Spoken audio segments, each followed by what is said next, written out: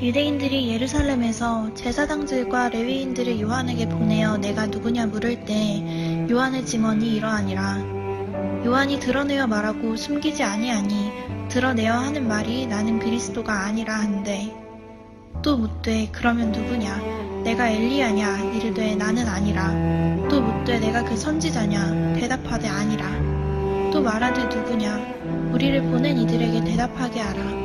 너는 내게 대하여 무엇이라 하느냐 이르되 나는 선지자 이사야의 말과 같이 주의 길을 곧게 하라고 광야에서 외치는 자의 소리로라 하니라. 그들은 바리새인들이 보낸 자라. 또 물어 이르되 내가 만일 그리스도도 아니요 엘리야도 아니요 그 선지자도 아닐진데 어찌하여 세례를 베푸느냐. 요한이 대답하되 나는 물로 세례를 베풀거니와 너희 가운데 너희가 알지 못하는 한 사람이 섰으니 곧 내 뒤에 오시는 그이라. 나는 그의 신발끈을 풀기도 감당하지 못하겠노라 하더라. 이 일은 요한이 세례 베풀던 곳 요단강 건너편 베다니에서 일어난 일이니라.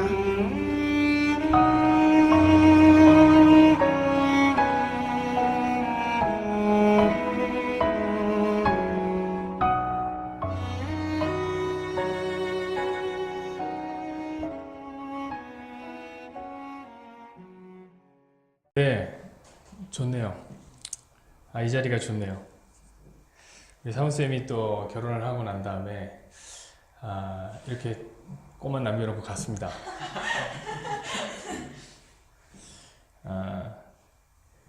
그 줄의 자리보다 여기가 훨씬 낫네요. 이 자리가 제 자리인 것 같아요. 부담이 많이 됐습니다. 그러나 다음에 한번 더 잘할 수 있을 것 같은 생각이 드니까 빨리빨리 결혼하십시오. 오늘 혜인이가 읽어준 말씀을 중심으로 해서 요단강에 울리는 소리라는 제목으로 우리 요한복음 두 번째 시간 갖도록 하겠습니다. 온갖 소리들이 요즘에 언론과 유튜브들을 통해서 들려옵니다.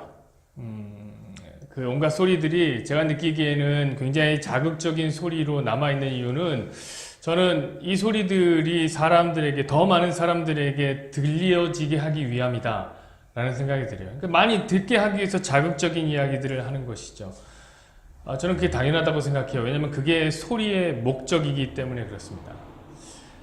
많은 사람들에게 소리를 전하는 것, 그것이 소리의 목적입니다.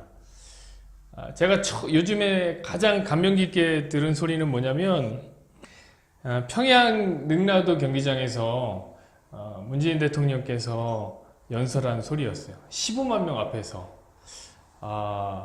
이 15만 명의 함성 소리라는 것은 어떤 걸까? 저를 하여금 굉장히 궁금하게 만들었고, 아마 그것은 전율을 일으키는 소리겠다라는 생각이 들었어요. 이런 얘기를 하셨더라고요. 평양 시민 여러분, 동포 여러분, 우리 민족은 우수합니다. 우리 민족은 강인합니다. 우리 민족은 평화를 사랑합니다. 그리고 우리 민족은 함께 살아야 합니다. 우리는 5,000년을 함께 살고 70년을 헤어져 살았습니다. 나는 오늘 이 자리에서 지난 70년의 적대를 완전히 청산하고 다시 하나가 되기 위해 평화의 큰 걸음을 내딛자고 제안합니다. 라고 아주 감명적인, 내 메시지도 굉장히 감동적이잖아요.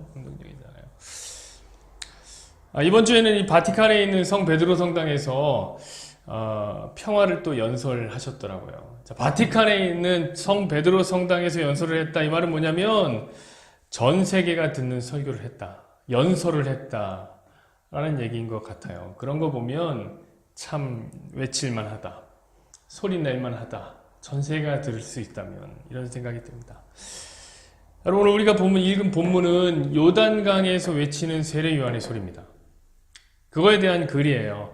과연 성경은 어떤 소리에 대한 이야기를 하는 것이며 어떤 외치는 자의 이야기를 하는 것인지 한번 우리가 알아봤으면 좋겠습니다. 오늘도 본문을 한 절 한 절씩 강해하겠습니다. 19절 말씀을 한번 보시죠. 여러분 성경 봐도 되고 앞에도 있습니다. 유대인들이 예루살렘에서 제사장들과 레위인들을 요한에게 보내어 네가 누구냐 물을 때에 요한의 증언이 이러하니라. 아멘. 예루살렘에서 3km 정도 떨어져 있는 베다니라는 지역은 요한이 물로 세례를 주는 장소였습니다. 이 베다니는 예루살렘에서는 살 수가 없는 가난한 사람들, 그리고 병든 사람들의 피난처였습니다. 마리아와 마르다, 그의 오빠 나사로, 죽었다 살아난 나사로가 바로 이 베다니 출신이었고요.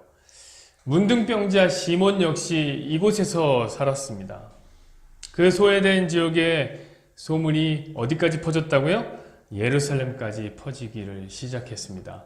모두에게 버려진 땅이 이제는 모두가 집중하는 땅이 되어버린 것입니다. 그 이유가 뭘까요? 단 하나, 이 지역에 바로 세례 요한이 있었기 때문입니다. 세례 요한, 그는 어떤 사람이었냐면 제사장 사가랴의 아들이었습니다. 사가랴. 당시 제사장이라 하면 혈통적으로 우월한 자들이에요. 모든 제사장들이 부와 명예 갖고 있었습니다. 그런데 이 부와 명예가 어떻게 이어지냐면 세습으로 연결되는 거예요. 직분이 제사장, 아버지가 제사장이면 아들도 제사장이기 때문에 그 부와 그 명예가 세습을 통해서 이어졌어요. 자, 제사장의 아들로 태어난 요한, 그는 태어나면서부터 부와 명예를 한 손에 쥐고 태어난 금수저였단 말이죠. 금수저. 그런데 그 요한에게는 놀라운 탄생 신화마저 있었습니다. 우리가 읽진 않았지만 누가복음 1장에 가면 이런 얘기가 나와요. 그 아버지 사가랴와 어머니 엘리사벳이 애를 못 낳는 거예요. 근데 어느 날 가브리엘 천사가 이렇게 팔랑팔랑 나타나더니 얘기를 해주는 거예요. 수태고지를 해주는 거예요. 너 아들 낳을 거야 얘기해요. 사가랴가 그걸 못 믿어요. 나 못 믿겠는데요. 그러다가 벙어리가 됩니다.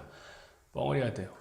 말을 못하는 거예요. 애가 10개월 동안 뱃속에서 자라고 날 때까지 말을 못했습니다. 그러다가 애를 딱 낳았는데 이름을 뭘로 지을까 하다가 말을 못하니까 칠판에다가 요한이라고 해라. 요한 썼는데 갑자기 입이 풀려갖고 혀가 풀려서 말을 하는 거예요. 대단하지 않습니까? 이 정도 신하면 거의 박혁거세, 아래서 태어난 박혁거세 급이에요. 동정녀의 몸에서 예수님 나신 그런 탄생 신화를 갖고 있는 사람이에요. 자, 그러니까 이 요한이라는 사람은 한 손에는 부와 명예를 쥐고 있고 다른 한 손에는 하나님의 임명장을 갖고 태어난 사람이란 말이에요. 하나님의 인정을 갖고 태어난 사람, 아마 모든 사람들이 주목하는 아이가 바로 이 세례 요한이었을 것이다 라는 생각이 듭니다. 근데 이 아이가 어디로 간 거예요? 베다니로 간 거예요. 베다니. 아무도 안 찾는 베다니. 그리고 그곳에 가서 약대 털옷을 입고 메뚜기와 석청을 먹으면서 기행을 일으키면서 살아가는 거예요. 그리고 그곳에서 회개하라. 천국이 가까웠다.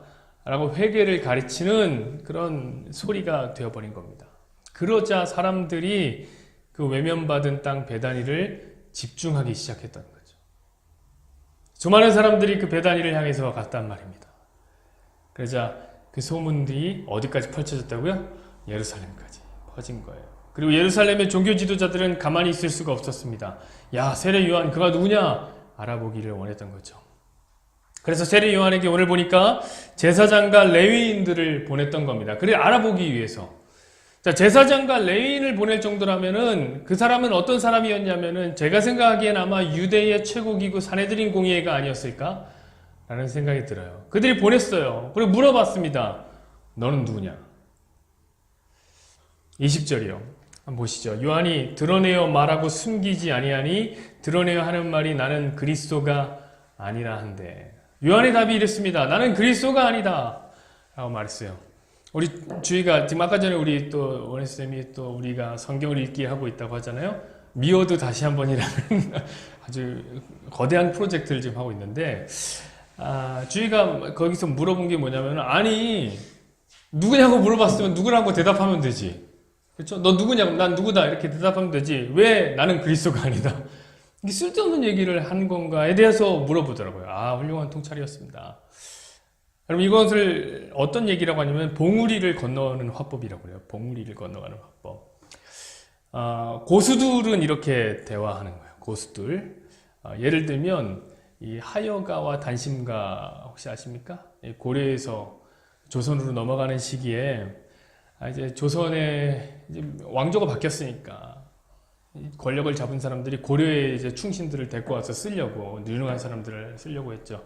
이방원이라는 사람이 정몽주라는 사람을 데리고 오려고 이렇게 얘기한 거예요. 하여가 이런들 어떠하리 저런들 어떠하리 만수상 드렁치기 얽혀진들 어떠하리 우리도 이같이 얽혀 100년까지 누리리라. 칙 얘기하려고 한 거 아니죠?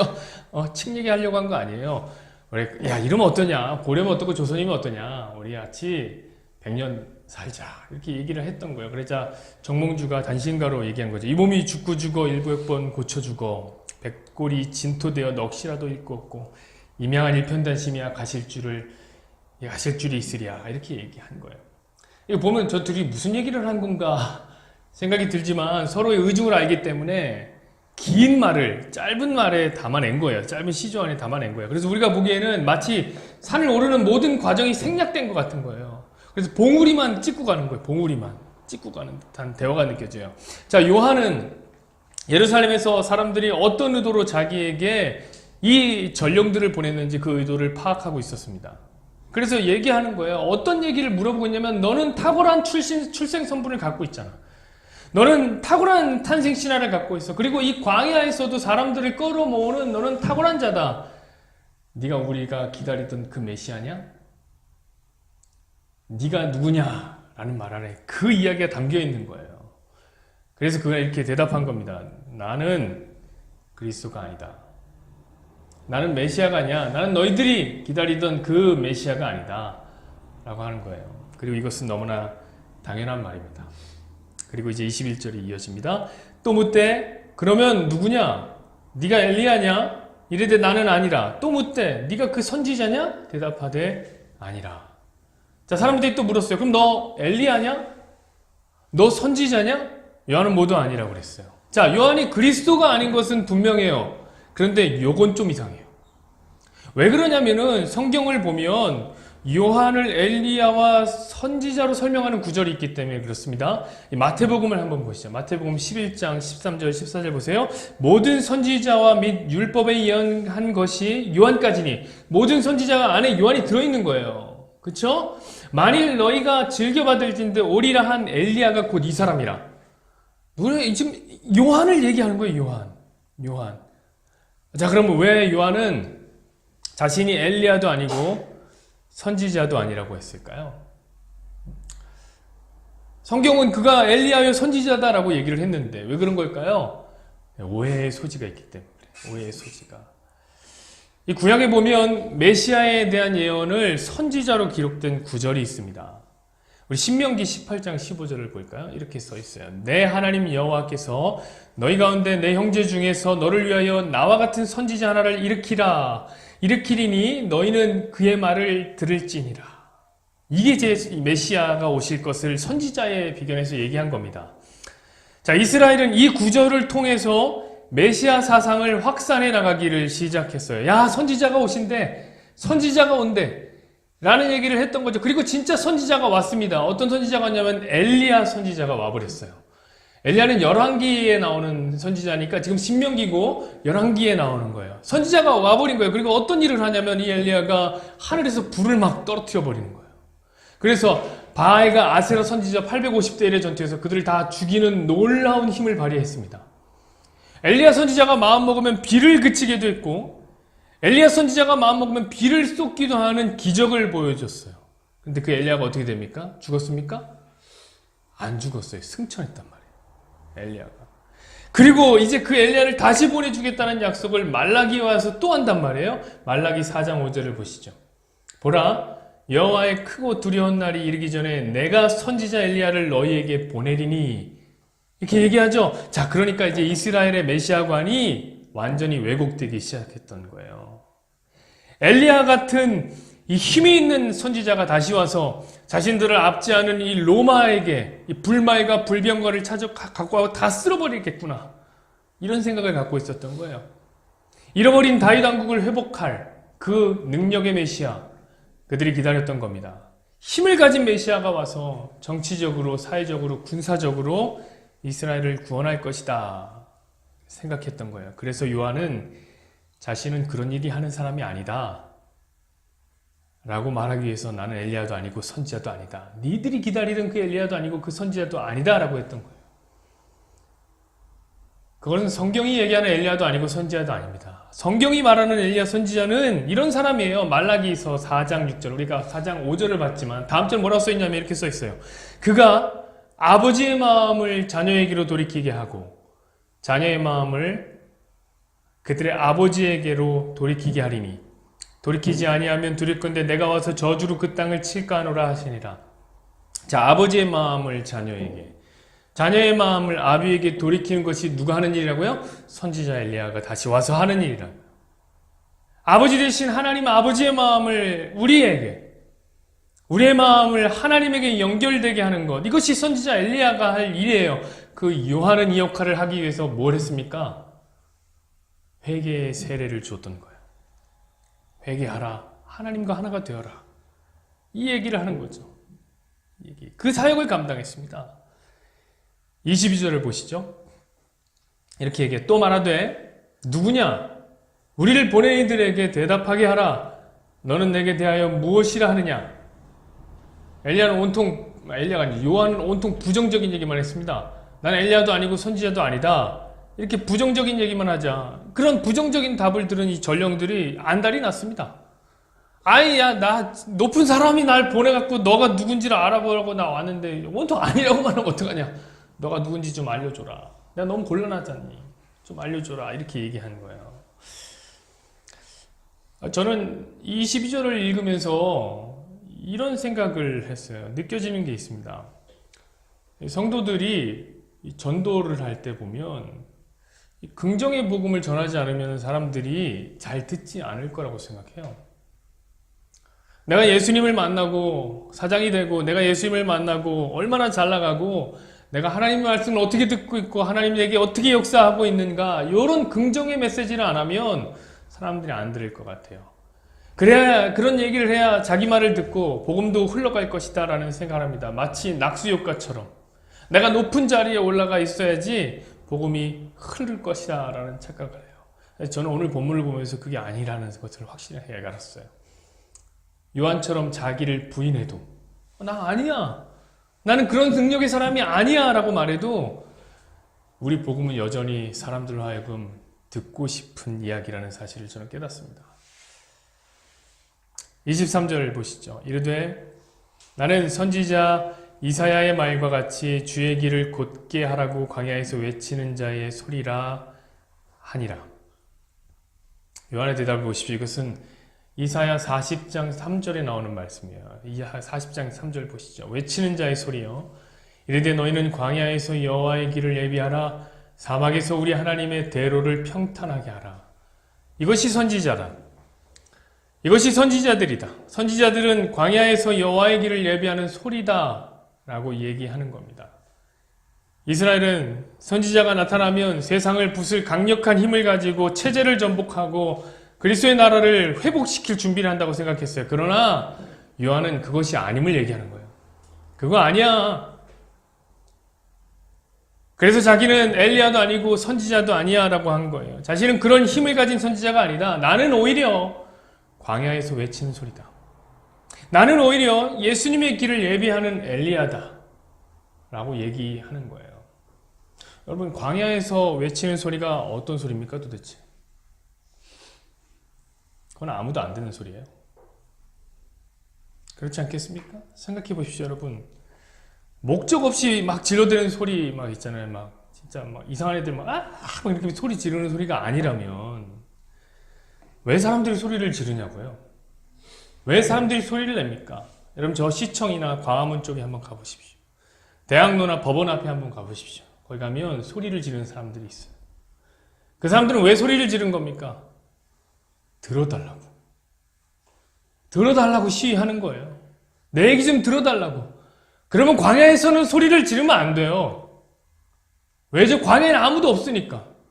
광야에 누가 있어요? 광야에 사람이 없는데 거기서 왜 소리를 질러요? 그런데 선지자들의 외침이라는 것이 이런 거라는 거예요. 아무것도 아닌 외침이라는 거예요. 아무것도 아니다. 이런 소리는 참 비참한 소리겠죠, 여러분. 아무도 안 들어주는 소리. 게다가 그는 자신을 주의 길을 곧게 하라고 보낸 자다. 준비하라고 보낸 자다. 라고 얘기해요. 여러분, 길을 닦는 자들에 대해서 좀 아십니까? 과거에 이제 왕이나 귀족들이 어딘가로 이제 행차하게 되면 반드시 마차를 쓰죠. 그러면 그 마차의 타이어가 지금 뭐 금호 타이어 같이 좋은 타이어겠습니까? 그런 타이어 아니에요. 가끔 TV 영상 보면 오프로드를 달리는 진짜 바퀴 이만한 차들 있잖아요. 그런 바퀴가 있으면 어디든지 갈 수 있을 것 같아요. 그런데 당시에 그 바퀴는 승차감이 몹시 나쁜 바퀴들이었죠. 그래서 어디를 가겠다, 왕이 어디 나가겠다 하면 몇 달 전부터, 몇 년 전부터 길을 닦는 사람들이 있어요. 울퉁불퉁한 산길을 평평하게 만들고 이 작은 돌멩이 하나까지도 다 골라서 바퀴가 튀지 않게 만드는 사람들이 있죠. 생각해 보십시오. 그 일은 진짜 고된 일일 거예요. 너무너무 힘든 일일 거예요.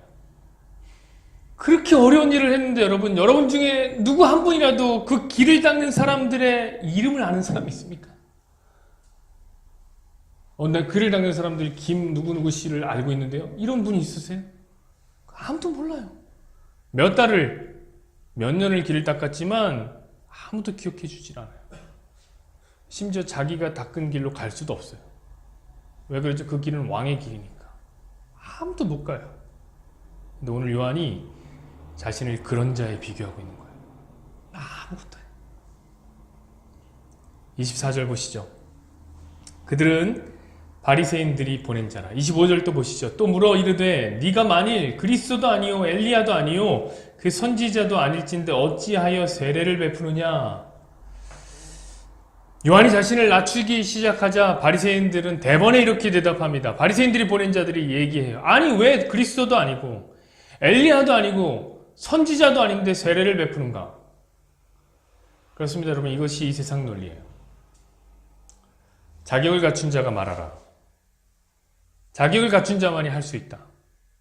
능력 있는 자가 말하고 인정받는 자들이 전하고 선출된 자들의 목소리만 듣겠다. 교회도 그랬죠, 여러분. 중세 1000년의 시대 가운데 성경은 오직 라틴어로만 기록되어 있었기 때문에 성직자들의 고유 권한이었습니다. 아무도 그 성경에 접근할 수가 없었어요. 그것이 오늘날까지도 이어진 것 같아요. 왜 강대상에는 목사와 장로들만 올라갑니까? 왜 목사만 세례와 성찬을 집례하죠? 그럴 이유가 뭐가 있죠? 다 할 수 있는 거예요, 여러분. 그저 역할과 질서에 따라서 지금 제가 이걸 돌리고 있지만 이거 못할 사람이 어디 있어요? 이거 돌리는 거 다 하죠. 다 하죠. 왜 못합니까? 제가 없으면 여러분들도 그걸 할 수 있어야 됩니다.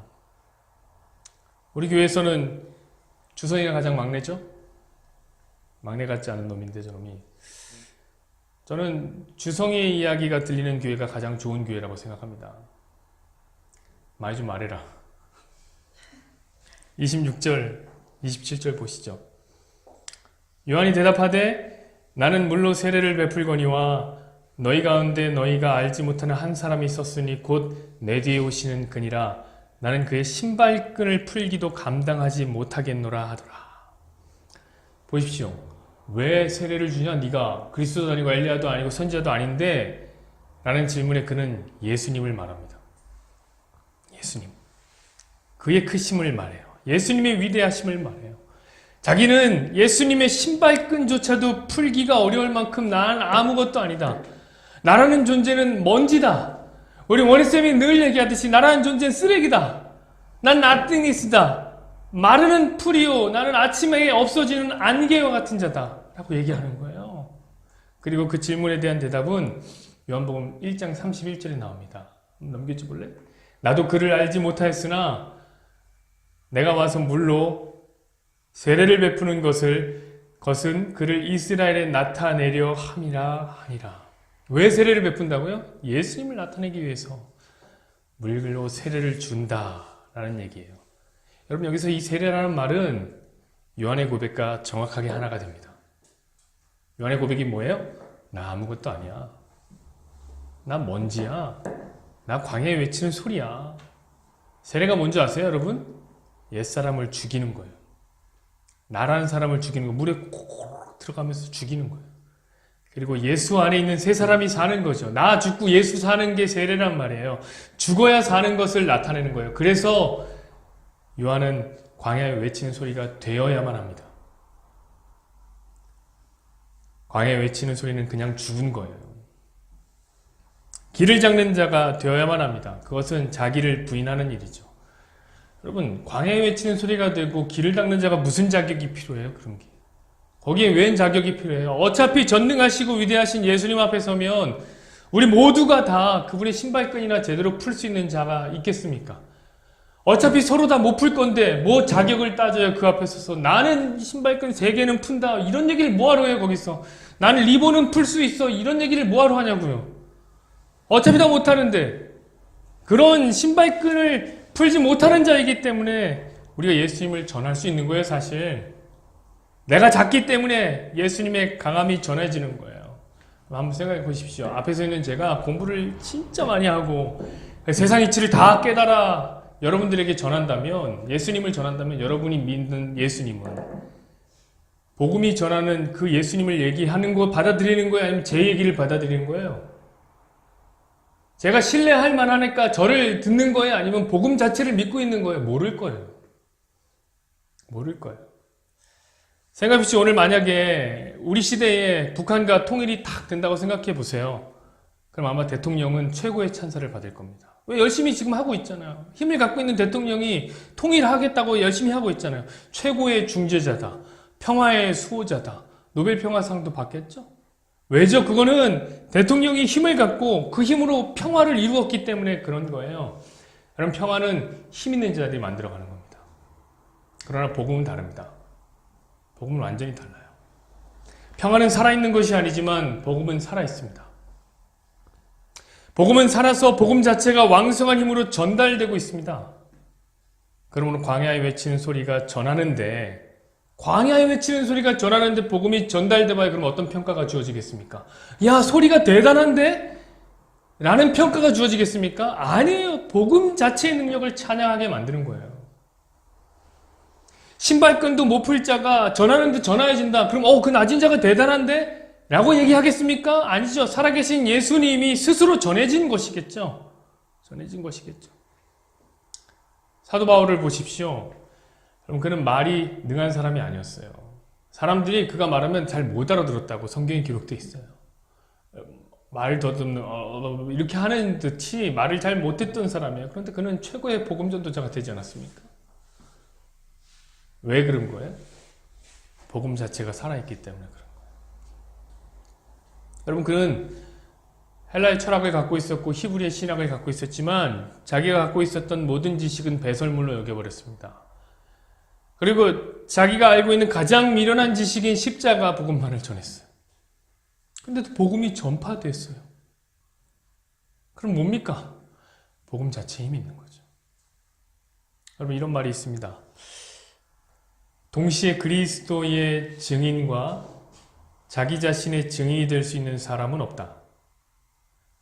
자기 자신은 총명하다는 인상을 주는 동시에 그리스도께서는 전능한 구원주이시라는 인상을 심어줄 수 있는 사람은 아무도 없다.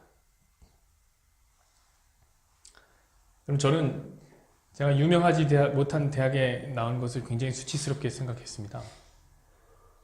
저기 강서구에 있는 그리스도대라고요. 이름도 되게 촌스러운 그대라는 대학이 있어요. 제가 거길 나왔습니다. 되게 수치스럽게 생각했어요.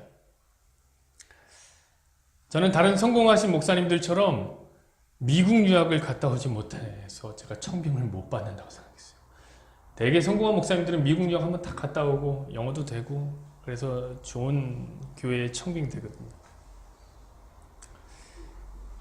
대학원 박사 학위 과정을 밟다가 한 학기만 하고 등록금이 없어서 한 학기하고 6차를 쉬었어요. 제가 6번을 쉬었어요. 그랬더니 지금 제적당했더라고요. 제가 그런 걸 보면서 너무 속상했습니다. 그래서 오늘 말씀을 묵상하면서 너무 감사해요. 저 따위는 광야에 외친 소리죠. 제 얘기를 누가 들어줄 필요가 있습니까? 저는 아무것도 아닌데 아무도 들어줄 필요가 없는 소리죠. 그런데 제가 전하고 있는 복음을 듣고 여러분이 이 자리에 앉아 있다는 사실만으로, 그 예수님을 더 열심히 믿기를 원한다는 사실만으로 저는 더 굳세게 복음을 믿습니다. 아, 이 복음이 살아있구나. 내 소리가 능력 있는 게 아니라 나는 광야에 외치는 소리인데, 그저 길을 닦는 자인데, 신발끈도 풀 수가 없는 자인데 복음이 살아서 스스로 역사하고 계시는구나. 저는 그것이 믿어져요. 그것이 믿어져요. 우리 마지막 28절을 강의하면서 마치죠. 이 일은 요한이 세례 베풀던 곳 요단강 건너편 베다니에서 일어난 일이라. 여러분, 요한이 세례를 베풀던 장소가 이렇게 기록되면 어찌일까요? 성경에는 의미 없는 기록이 하나도 없어요.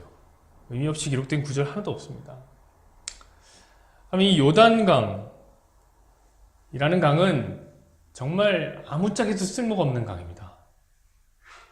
원래 보통 강이 있는 지역은요, 오아시스가 형성되거든요. 그 지역에. 그런데 이 요한이 있던 곳을 뭐라고 평가하냐면 요단강 건너편 광야니라. 그건 광야래요. 그렇게 얘기해요. 왜냐하면 비가 안 오면 물이 말라버리는 강이 뭐냐면 요단강이에요. 물이 하나도 흐르질 않아요. 물이 완전히 말라버려요. 그러다 갑자기 비가 오면 급류가 흘러서 사람이 살기에는 부적합하죠. 게다가 강 바닥은 또 얕아서 배가 다니기도 힘들어요. 그 지역에 누가 삽니까? 어떻게 살아요? 다 수장되려고 그래요, 거기? 교통도 불편하고. 쓸모없는 땅이 되어버린 거죠. 근데 그 쓸모없는 요단강 지역은 게다가 해발 마이너스의 지역입니다. 어쩌면 지구상에서 가장 낮은 지역이 아닐까 생각해요.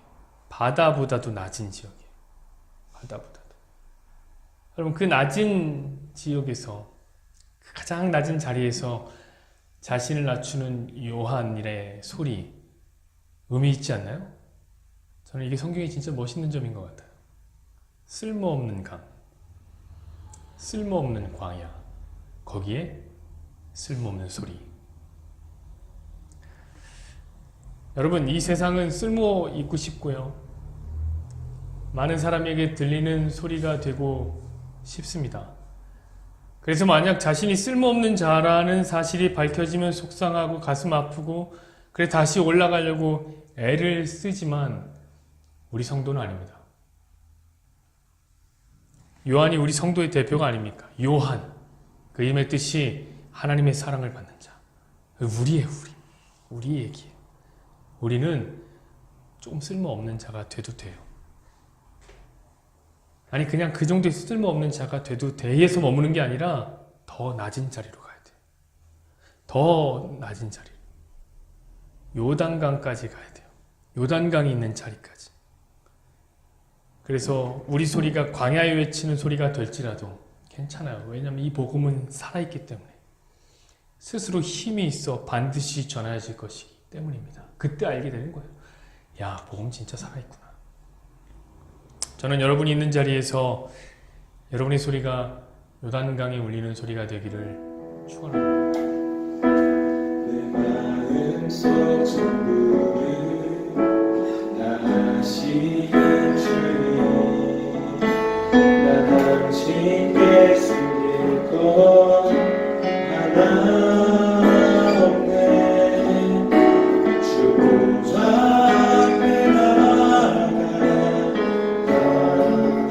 아뢰니 모든 근심과 슬픔 사라지네. 주 내 맘에 늘 계시고 나 주 안에 늘 거하니 이 놀라운 사랑, 그 사랑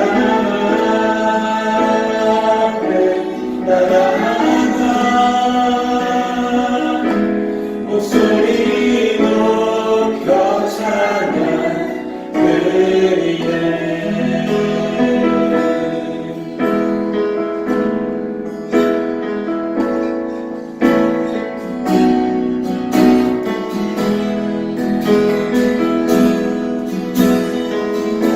우리 다 같이 2절 고백해요.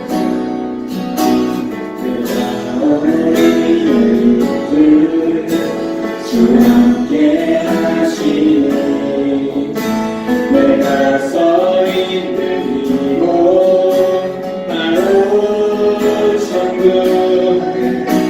주 보좌 앞에 나아가 나 전하니 주의 은혜와 사랑 전하네.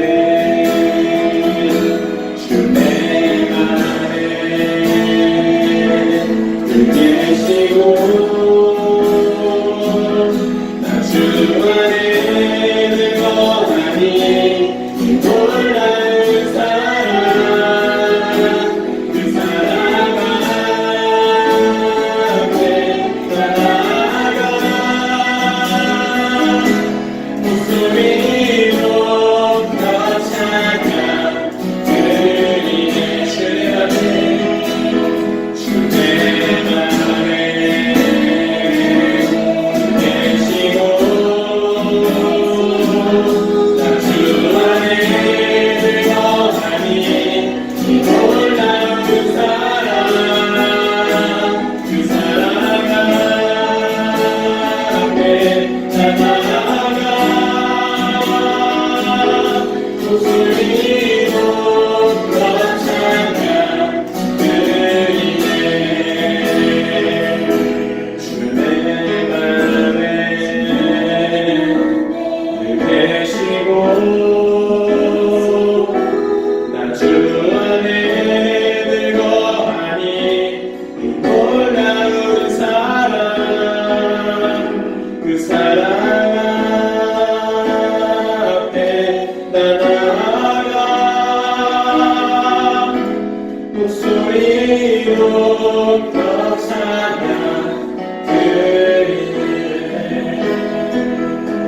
그대 보좌 앞에 나 나아가 경배 드리네